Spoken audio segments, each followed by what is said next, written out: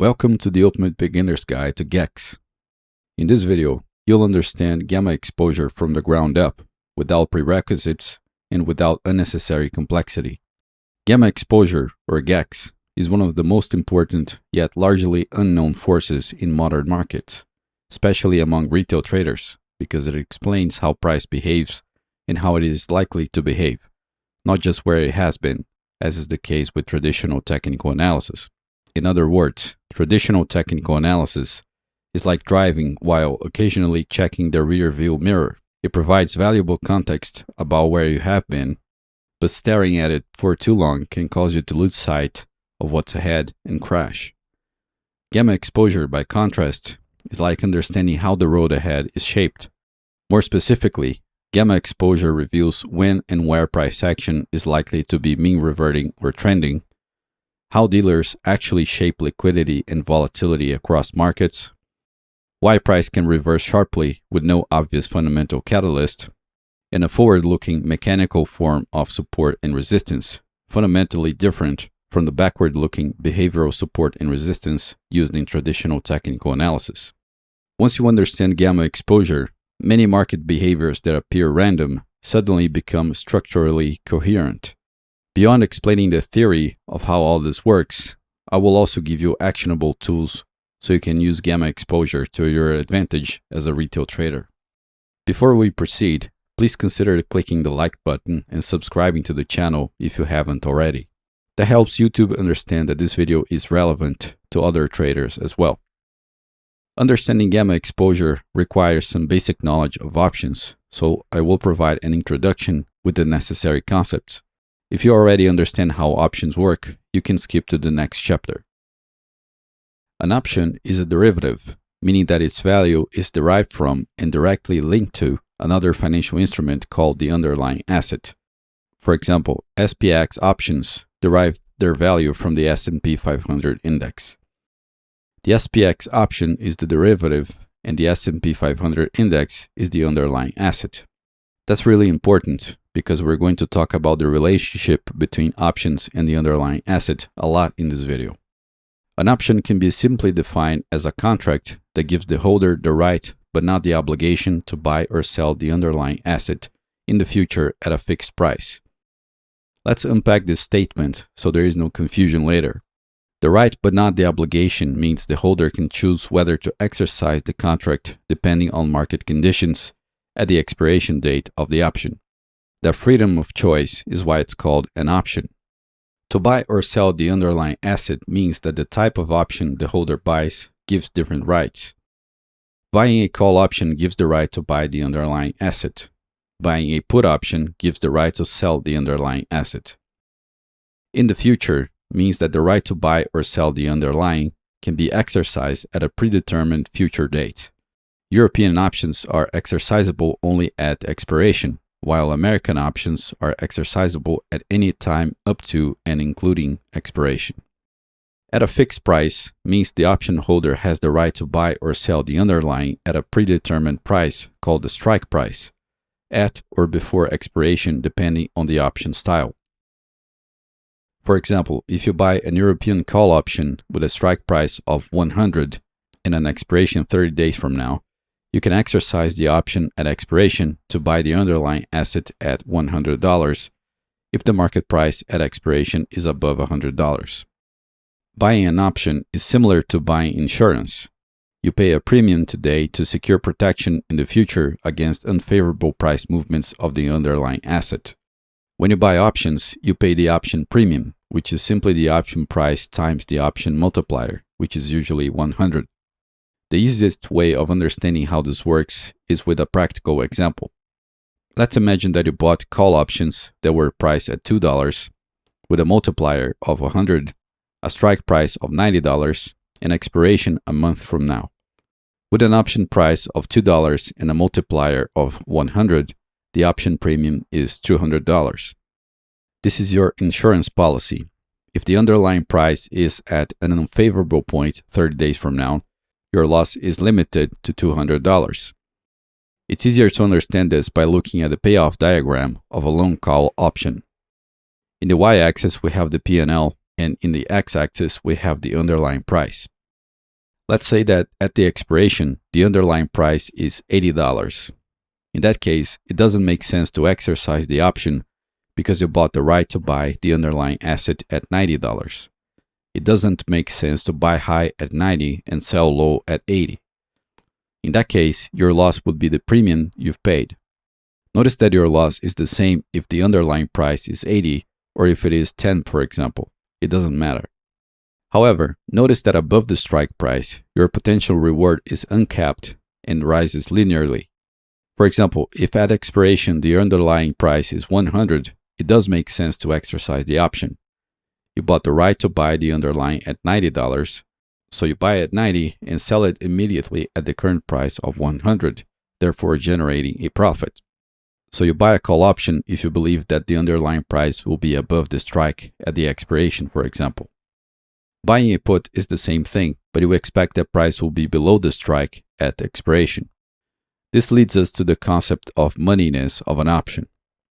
When a call option is below the strike, it's said that it is out of the money. When it's at the strike, it is at the money, and when it's above the strike, it is in the money.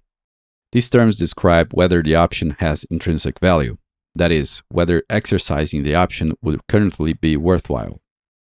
When a put option is above the strike, it is said that it is out of the money. When it's at the strike, it is at the money, and when it's below the strike, it is in the money. Only in-the-money options have intrinsic value. You don't necessarily need to exercise options to make profits or losses. You can trade the option contract itself. It's also important to note that an option's value changes non-linearly in response to a linear change in the underlying asset price. Convexity is the reason why market makers and dealers are able to hedge different types of risks, but we'll get to that later. Here you can see the payoff diagram for call and put buyers and sellers. Notice that option buyers have capped risk and uncapped reward, while option sellers have uncapped risk and capped reward. The option buyer pays a premium for this asymmetric payoff, and the option seller collects the premium in exchange for taking on the obligation. If the option buyer exercises the option, the seller is obligated to honor the contract, that is, to deliver the underlying asset in the case of a call, or buy the underlying in the case of a put at the strike price, regardless of the market price at the exercise. This concludes the basics of options. Now we need to turn our attention to a matter related to market microstructure. Most of the time, when you buy or sell an option, there's probably a market maker or dealer on the other side of the trade. Market makers and dealers are liquidity providers, but with important nuances. Market makers are obligated to quote both bid and ask prices to ensure market continuity, which forces them to act bidirectionally and inherit inventory risk that must be actively managed. Dealers, by contrast, are not obligated to quote. They provide liquidity selectively and may act unidirectionally when it is beneficial to do so.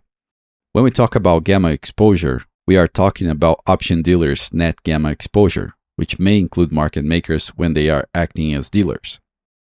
Given this provision liquidity role, dealers inherit risks they don't want. In other words, when you buy or sell an option, the dealer inherits the mirror image of your risks. Another way of looking at this is that an option holder acquires risk and a market maker or dealer inherits risk. By the way, beyond the liquidity provision role, market makers and dealers can make money with things like volatility trading, gamma scalping, and vega scalping. As it turns out, retail traders can use the same strategies to profit. If you're interested in that, I have written 3 ebooks about it. You can check them out in the video description. Going back to the path towards gamma exposure, this is where we need to enter a slightly more complicated world. We need to understand what are called the option Greeks. The option Greeks represent different types of risk embedded in an option contract. These option Greeks are the partial derivatives of the most famous formula in finance, the Black-Scholes formula, which culminated in a Nobel Prize in 1997. The Black-Scholes formula is a mathematical model used to estimate the theoretical fair value of an European-style option based on assumptions about market behavior and the statistical properties of price movements. I have one video explaining the Black-Scholes model in more detail if you're interested. You don't need to understand how to calculate a partial derivative, you just need to understand the intuition behind it. The Black-Scholes formula is a multivariable equation. An option's value depends simultaneously on several inputs. A partial derivative measures how the value of that equation changes when one variable changes marginally, while all other variables are held constant. In other words, a partial derivative isolates the local relationship between two variables within a multivariable system. Because the Black-Scholes model depends on multiple inputs at once, no single variable explains price changes on its own. Partial derivatives allow us to study each input independently by asking how sensitive the option's value is to this one factor, assuming nothing else changes. Like it was stated previously, the option Greeks are the partial derivatives of the Black-Scholes model. We have four main first-order Greeks: delta, theta, vega, and rho. Delta measures how much an option's price changes for a small change in the price of the underlying asset, with all other variables held constant. Delta measures the directional risk of an option position. If delta is positive, the option holder benefits from upward movements in the underlying asset. If delta is negative, the option holder benefits from downward movements in the underlying. Delta is central to understanding gamma exposure because gamma measures the rate of change of delta as the underlying price moves. Delta also represents the form of risk that dealers actively seek to neutralize through hedging. Rather than speculating on direction, their goal is to remain as delta neutral as possible, but we'll go back to this in just a moment. Theta measures how much an option's price changes as time passes, holding all other variables constant. Option buyers have negative theta, meaning their positions lose value simply due to the passage of time. Option sellers, by contrast, have positive theta, meaning they benefit from time decay. When viewed in isolation, selling options can appear attractive because of positive theta. However, theta compensation exists precisely because option sellers are exposed to other risks, such as large directional moves, volatility changes, and tail events. Vega measures how much an option's price changes in response to a change in implied volatility, holding all other variables constant. Implied volatility represents the market's consensus expectation of the underlying asset's future volatility from now until the option's expiration. It is not directly observable. Instead, it is inferred from market prices. In practice, implied volatility is obtained by inputting the observed option price into an option pricing model, such as the Black-Scholes, and solving for the level of volatility that makes the model's theoretical price equal to the market price. Implied volatility relates to a deep and non-obvious link between physics and finance. In the Black-Scholes framework, the calculation of implied volatility rests on the assumption that the price of a financial asset follows Brownian motion, more precisely, geometric Brownian motion. This assumption models price changes as continuous, random fluctuations with statistically well-defined properties. Brownian motion was first observed by the biologist Robert Brown in 1827 and later given a rigorous theoretical explanation by Albert Einstein in 1905, who described it as the random motion of particles suspended in a fluid resulting from molecular collisions. At the beginning of the 20th century, the very existence of atoms was still a subject of scientific debate. Jean Perrin provided decisive experimental confirmation of atomic theory by studying Brownian motion in detail. His measurements quantitatively validated Einstein's earlier predictions, linking microscopic atomic behavior to observable macroscopic phenomena. This work settled the atomic debate and culminated in the 1926 Nobel Prize in Physics, awarded to Jean Perrin for establishing the discontinuous atomic nature of matter. Finance effectively borrowed this physical model of randomness to describe uncertainty in markets. As a result, implied volatility is not just a market metric. It is the volatility parameter of a physical, stochastic process inferred from option prices. The intuition for Brownian motion using this illustration is that price is analogous to the blue trajectory being affected by countless market participants, the black dots. Each individual player acts deterministically, but the collection of various players acting creates a random path for price. In other words, micro-determinism causes macro-randomness. That leads us to chaos theory, but that's a matter for another video. If you want to understand how chaos theory explains price behavior, please check out my course called Advanced Trading Course Volume 1 in the description. The fourth first-order Greek is ρ. ρ measures the sensitivity of an options price to changes in the risk-free interest rate, holding all other variables constant. While ρ is a valid option Greek, it's not particularly relevant for understanding gamma exposure. Nonetheless, it's useful to know that this sensitivity exists, especially for longer-dated options or in environments with large interest rate changes. For our purposes today, we need to focus more on delta. Delta tells you how fast the option price changes given a change in the underlying asset. Notice that delta is an S-curve when plotted against the underlying.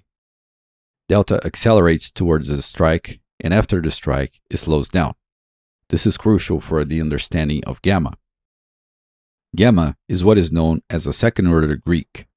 Unlike first-order Greeks, such as delta, which measure an options price sensitivity, second-order Greeks measure the sensitivity of first-order Greeks.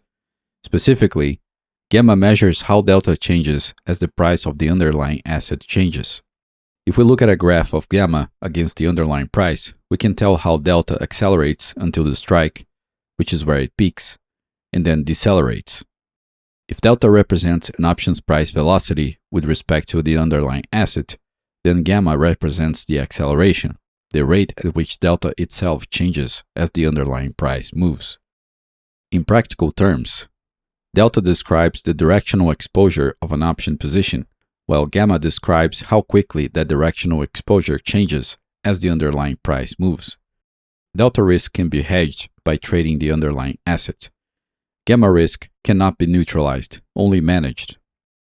In other words, you can hedge directional exposure, but you cannot hedge the rate at which that exposure changes without taking on other risks. Just for illustration, there are other second-order Greeks like Vana, Voma, Veta, and Charm. There are also third-order Greeks, which show how second-order Greeks change. Third-order Greeks are Speed, Zoma, Color, and Ultima. Obviously, we are not going to go into each one of them in this video, but it's important that you know the study of Greeks goes way beyond what is being presented here. Let's now turn our attention to how dealers manage option Greeks. Whenever you buy or sell an option, there is usually a market maker or dealer on the other side of the trade. This means that when you enter an option position, you acquire certain risks, and the dealer inherits the opposite side of those risks. In other words, your option Greeks becomes the dealer's mirror image exposures, which they must actively manage through hedging. For example, if you buy a call option, you have long delta, long gamma, long vega, and short theta. So the dealer that sold you the call has the opposite Greek signs. In this table, you can see all the signs for buying and selling call and put options. Let's now move on to how dealers manage the directional risk of the market, recalling that they don't earn by trading price direction. They earn by providing liquidity. Delta hedging is the key to understanding how options market making directly influences the underlying asset. What you need to remember is that positive delta is equivalent to being long, so in order to hedge the delta, the dealer sells the underlying asset, following a precise quantity according to the delta at that moment. If the dealer has negative delta, it will buy the underlying to hedge. Let's observe a practical example. Let's assume that a dealer is long 100 call option contracts 7 days away from expiration and strike $90. Notice that the underlying price is also $90, making this an at-the-money option. Since the dealer is long calls, he has positive delta, positive gamma, short theta, and positive vega. Notice here that delta is a positive number. Recall that a market maker doesn't want to be exposed to directional risk, so he must do something to neutralize this positive delta. The way to do this in this situation is to sell the underlying asset with a precise quantity that neutralizes the delta like we can see here. In this case, 5,099 shares of the underlying needed to be sold in order to neutralize delta. Observe how delta is now 0. At this precise underlying price, the dealer is neutral to the price direction. Observe also in the payoff chart that a movement in the underlying price in either direction would generate a profit. However, the dealer keeps hedging because being unhedged turns a dealer into a speculator, which violates their mandate and risk constraints. So now delta is 0, but gamma is not. That means that if price moves, delta will stop being 0 again. For instance, let's say that the underlying price goes to 91. Now delta has become positive again, and the dealer doesn't want that. Now he needs to sell another 1,226 shares to neutralize delta. This is essentially how the activity in the options market influences the price action in the underlying. Keep in mind that the dealer is only neutral to price direction at a precise price level. As soon as the market moves, that neutrality breaks and the dealer immediately regains directional exposure. This happens because of gamma, which measures how delta changes as price moves. In other words, gamma is what makes a delta neutral position unstable. It's worth knowing that dealers do this process at lightning speed using high-frequency trading algorithms. These are the real ghosts in the machine, not an old man that lives in the woods. We now enter a critical concept, the relation between gamma and market regimes. The sign of the dealer's gamma dictates the type of market regime that will occur in the underlying asset because it changes how they need to hedge as price rises or falls. For instance, if the dealer is long gamma, it needs to sell the underlying if it rises and buy it if it falls. In other words, positive gamma forces dealers to contract volatility and create more of a mean reverting price action in the underlying. Another way of looking at this is that positive gamma implies a self-correcting behavior in the underlying. However, if dealers have negative gamma, they need to buy the underlying as it rises and sell it as it falls, therefore creating a volatility expansion and trending price action in the underlying. We can also see it as a self-reinforcing behavior. Let me quickly demonstrate how that works in practice. Here we have a situation where a dealer has long gamma, and the delta has already been neutralized by selling the underlying. If the underlying price rises from 90 to 91, for example, we see that delta becomes positive. So in order to neutralize this positive delta, the dealer will sell the underlying like so. If the underlying price action falls from 91 to 90, the dealer's delta will become negative. So now it needs to buy the underlying to neutralize the delta. Notice that when the underlying went up, the dealer was forced to sell, and when the underlying went down, the dealer was forced to buy. That happens because in this case, the dealer is long gamma. Let's now observe a situation where the dealer is short gamma. The delta has already been initially neutralized by buying the underlying. Notice that in a short gamma environment, any movement in the underlying causes a loss for the dealer's inventory. However, to compensate for that, a short gamma environment implies long theta, so that he earns with the passage of time. For example, if 3 days pass by, a profit emerges. Going back to the previous position in time, let's observe what happens as the underlying moves. If price rises from 90 to 91, delta becomes negative, and that forces the dealer to buy to neutralize delta, as we can see here. Now, if price falls from 91 to 90, delta becomes positive, and the dealer is forced to sell to neutralize delta.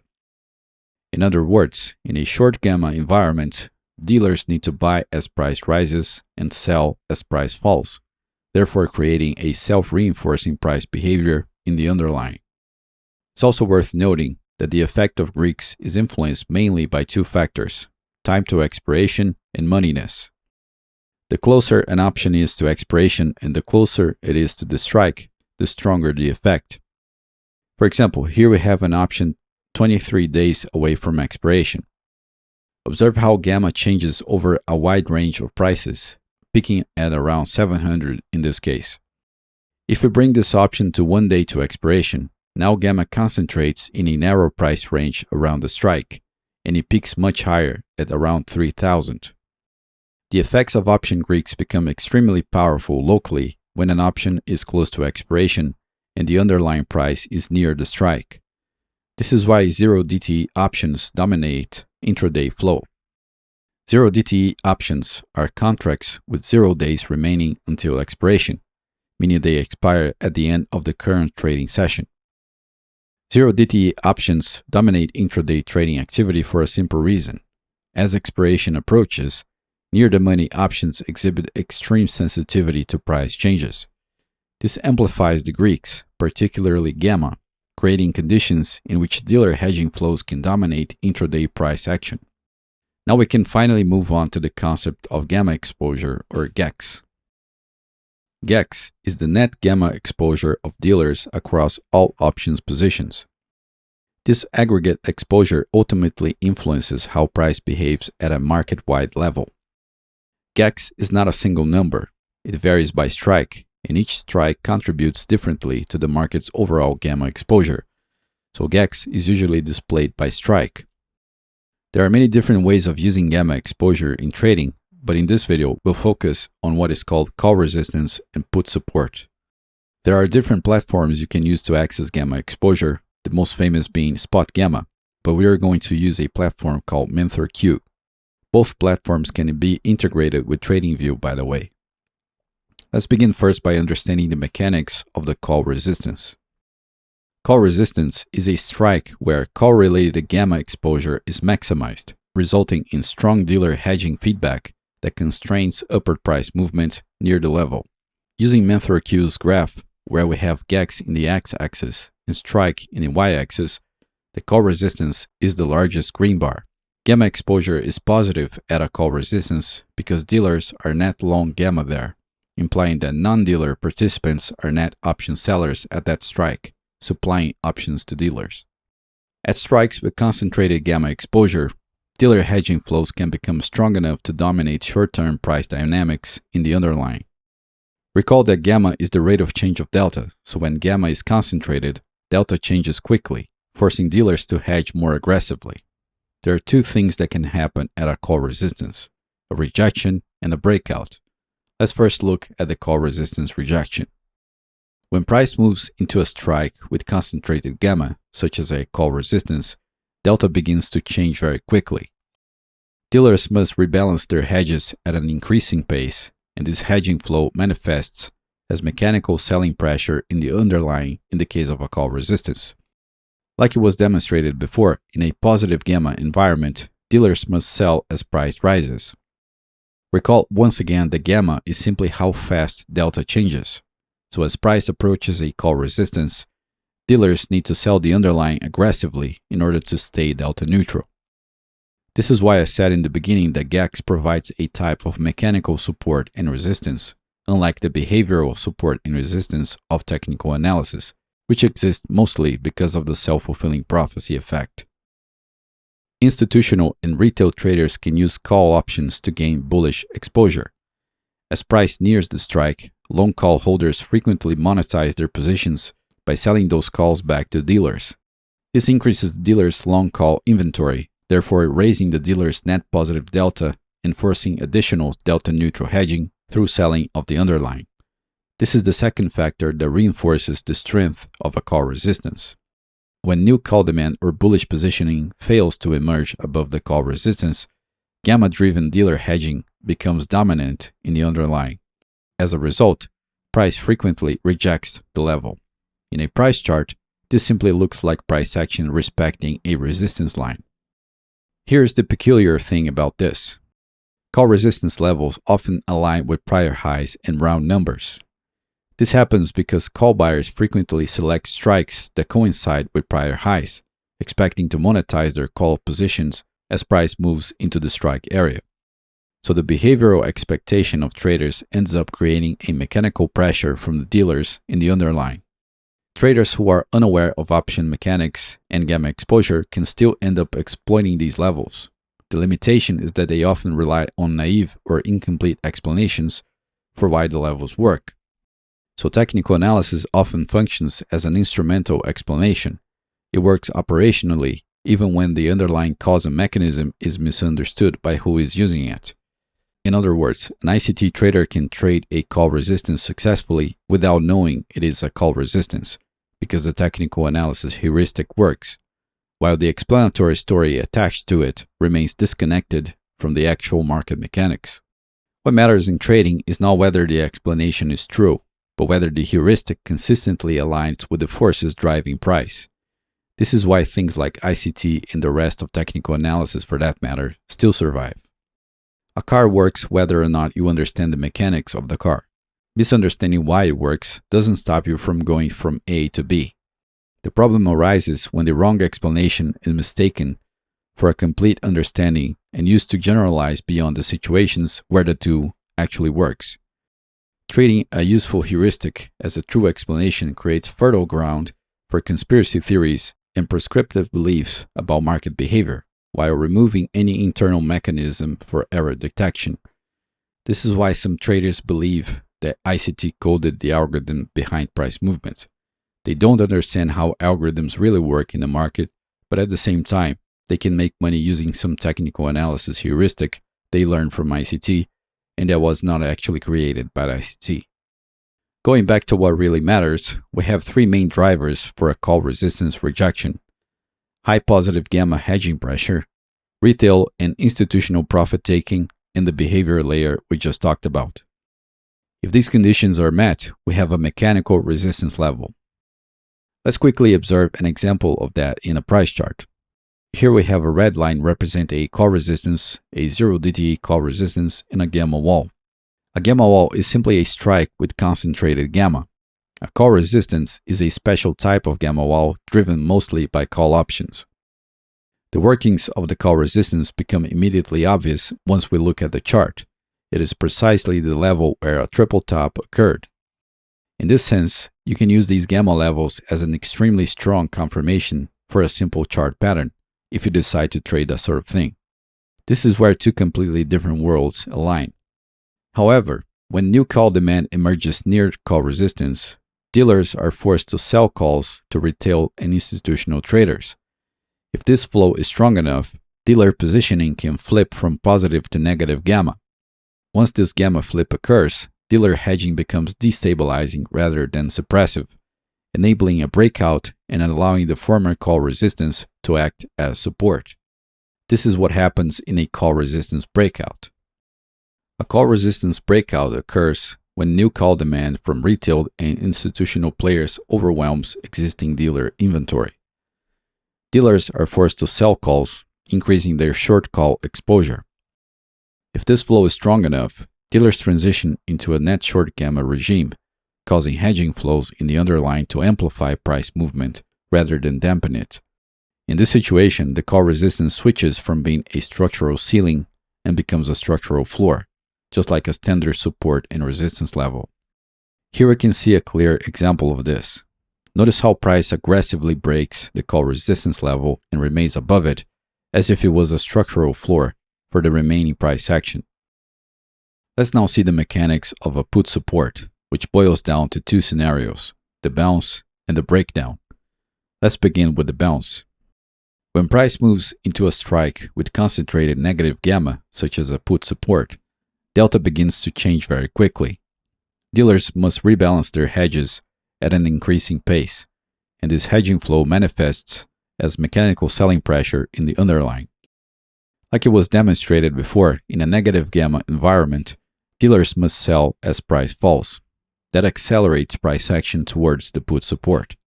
Institutional and retail traders can use put options to gain bearish exposure. As price nears the strike, long put holders frequently monetize their positions by selling those puts back to dealers. This increases dealers' long put inventory, therefore increasing the dealer's net negative delta, forcing them to buy the underlying. Notice that price accelerates downward towards a put support, and put monetization forces dealers to buy near and at the support. When new put demand or bearish positioning fails to emerge below the put support, gamma-driven dealer hedging becomes dominant in the underlying. As a result, price frequently bounces from the level. The behavioral layer exists in a put support in the same way that it exists in a call resistance. Put support levels often align with prior lows in round numbers. These three factors make the put support work as a floor: the concentrated negative gamma, the retail and institutional profit taking, and the behavioral layer. In this image, we have a clear example of put support bounce. Price action reverses clearly once it encounters the level. Under a standard technical analysis lens, this would probably be identified as a momentum reversal divergence and/or a bear trap. Notice how price pokes the previous low and then reverses to the upside. Even though the technical analysis heuristic works, one major reason why price reverses comes from gamma exposure. However, if new put demand emerges, dealers will get more short puts in their inventory, which will increase their positive delta exposure, forcing them to sell even more as price falls. This is what happens in a put support breakdown. Price action zooms through the level. The put support level goes from being a structural floor to being a structural ceiling. Here we can see an example of this. Observe how price action zooms through the put support, which ends up becoming a structural ceiling rather than a floor. Notice that as price approaches a call resistance, dealer gamma exposure is typically positive, whereas near a put support, it is often negative. This difference in gamma regime creates an asymmetry in how price behaves as it approaches each level. In a positive gamma environment, dealer hedging flows create friction for price action, making upward progress toward call resistance increasingly difficult, as if liquidity were progressively thickening near the level. This behavior is characteristic of a positive gamma regime. Whether price ultimately rejects or breaks through the call resistance depends on whether retail and institutional traders introduce sufficient fresh call demand to overwhelm the stabilizing hedging flows. In a negative gamma environment, dealer hedging flows amplify price movement, allowing downside momentum to accelerate as price approaches put support, as if liquidity were progressively thinning near the level. This behavior is characteristic of a negative gamma regime. Whether price ultimately holds or breaks through the put support depends on whether retail and institutional traders introduce sufficient fresh put demand or defensive buying in the underlying to counteract the destabilizing hedging flows. In summary, price decelerates toward a call resistance and accelerates toward a put support. Whether it will reject or break out the level depends on the supply or demand for options. Gamma determines how price approaches a level. Option flow determines whether the level holds. Gamma exposure is only the beginning if you want to really understand how dealers shape liquidity and volatility. Like I said previously, the study of second-order and third-order Greeks go way beyond what was presented here. In this video, I just wanted to give you the theory and an overall direction of how you can use gamma exposure in your trading. That's it for this video. If you want to learn more advanced concepts, check out my premium courses available in my website fractalflowpro.com or send me an email at support@fractalflowpro.com. If you enjoyed this video and wish to support the ongoing creation of material like this, please click the like button, subscribe to the channel, activate notifications, leave a comment below, and share the video with your trading community. Thank you very much for watching, and I hope to see you in the next videos. Take care.